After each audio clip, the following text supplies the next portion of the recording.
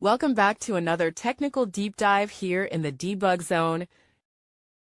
Today we're tackling a big question and breaking it down with insights from other users. Hopefully this clears up some misconceptions and helps you get the answer you need.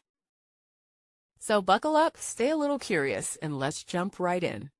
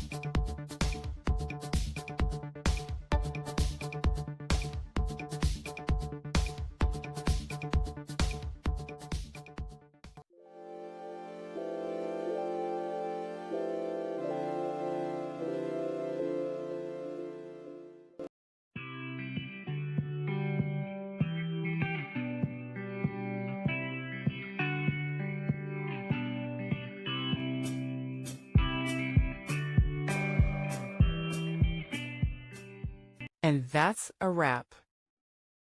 I hope you found the answer you were looking for. If you did, take a second to hit that subscribe button. It really helps out. And let me know in the comments which solution worked best for you. See you next time in the debug zone.